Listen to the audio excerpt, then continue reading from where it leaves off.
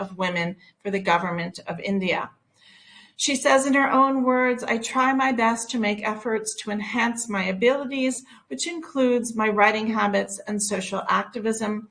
I have presented over 30 research papers in national and international seminars and conferences within India, and 20 papers and articles have been published in various newspapers, magazines, and journals within India." She is the author of Women's Development Amidst Conflict in Kashmir, a socio-cultural study.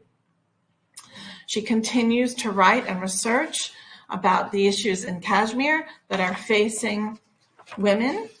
And right now we will hear some of her story about the work that she has pursued, some of it in conjunction with me. It's my pleasure now to open the floor to Dr. Shazia. Thank you, Dinah. Can you see the slide?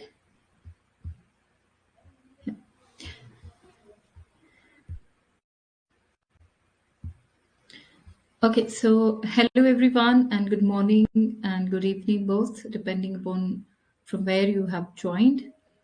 Let me begin by expressing my sincerest gratitude to Professor Dinah for providing me with this platform to show my ideas, showcase my ideas and perspectives. It's an honor to be here with such a diverse and knowledgeable group of panelists and I'm excited to be part of this discussion. Regardless of our origins, all the panelists here share a common goal of creating a world where gender justice is prevalent all in. I would like to acknowledge my experiences of marginalized Muslim women from Kashmir related to gender justice and transnational alliances. In political instability, which has further complicated issues related to gender justice, including violence against women and discrimination. Women in Kashmir may also face additional challenges related to their religion.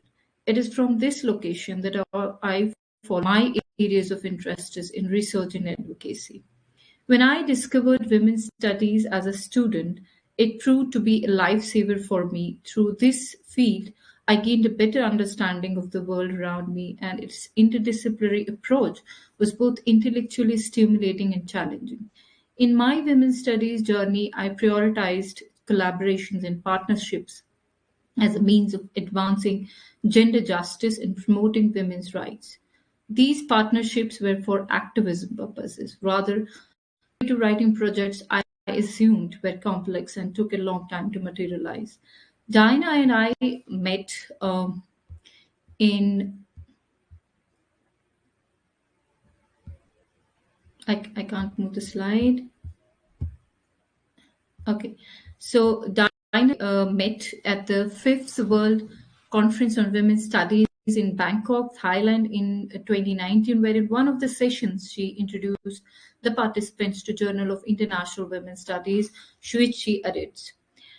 Later the same year, I experienced internet disruption following political decisions, delaying my paper submission. I sent the first draft upon internet restoration around the time the special issue was prepared.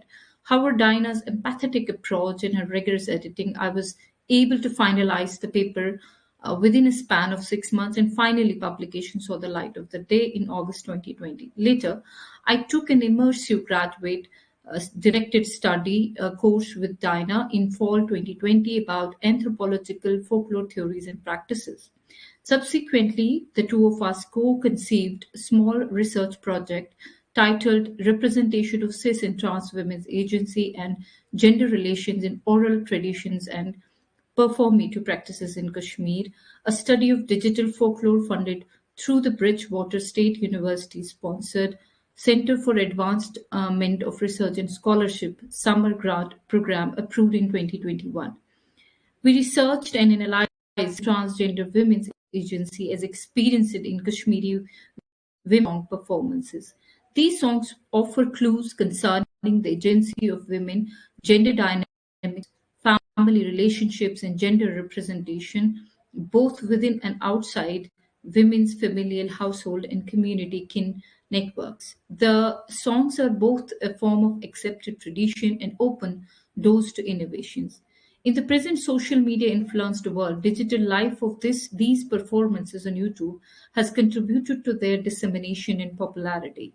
This new inclusive space for trans women pushes the boundaries of the patriarchal sex gender systems that have defined Kashmiri culture for generations, a system constituted by a hybridity of Kashmiri, British colonial, and a prolonged political instability. This transnational feminist project offers contributing contributions, including insights into the growing body of analysis of digital folklore through a decolonial feminist lens that pre-colonial, colonial, and post-colonial patriarchies.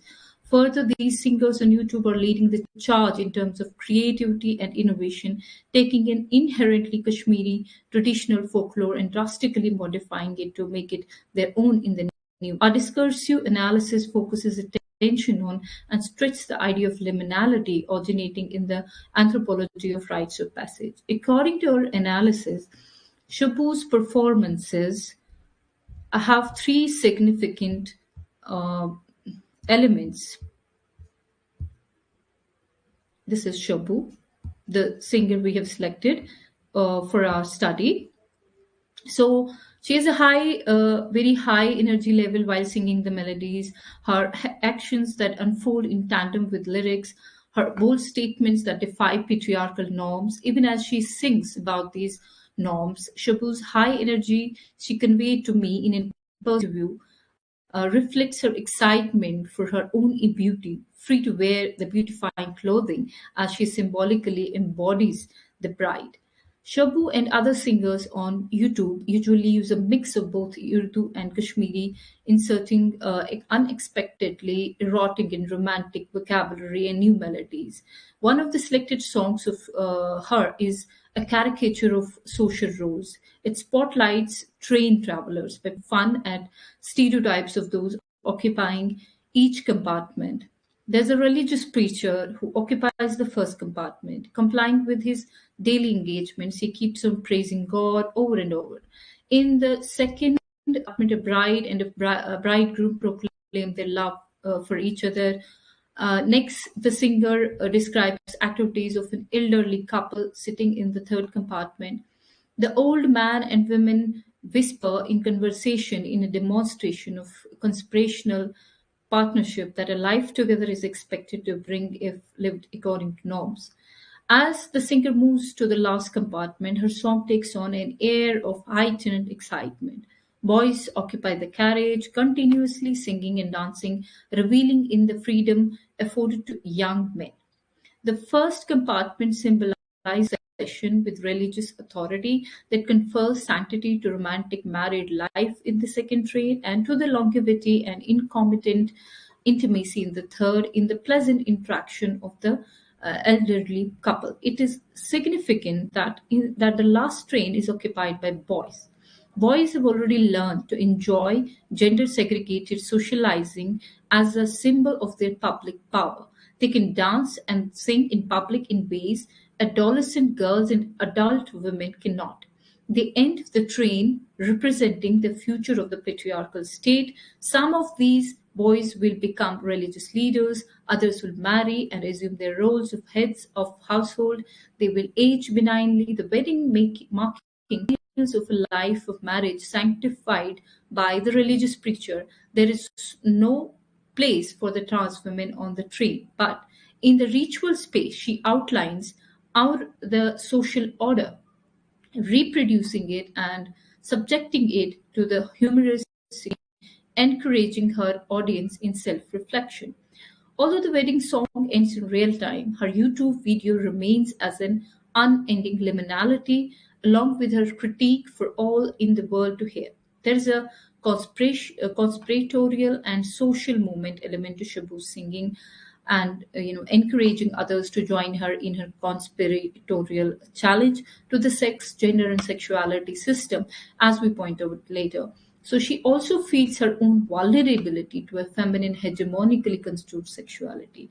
Dinah and I believe in the potential of these wedding songs to build a broad cis and trans social women's movements by creating spaces to experience freedom of expression and the power to critique through its acts. This project has shown that transnational alliances can be powerful and you know um, for advancing gender justice by bringing together diverse perspectives, resources, and strategies. We can change in ways that are not possible in our own on our own. For example, in my local economy, there are often limited funds available to support independent research. However, through Dinah's efforts, we were able to secure a separate grant that allowed me to purchase books I needed for our joint venture. Despite cultural differences that may seem like obstacles to collaboration, we were able to connect through virtual platforms like Zoom, WhatsApp, and email.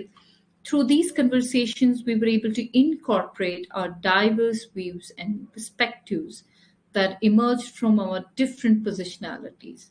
I'm a younger researcher and face challenging my potential and capacities in the academic world here. However, our collaboration valued a democratic space between us where we could learn from each other without judgment or power. Despite being underfunded from both an Indian and US perspective, we prioritized the establishment of a meaningful collaboration. Writing together can be a daunting task, especially when authors are from they come from different positions and physical locations. However, we were able to overcome these challenges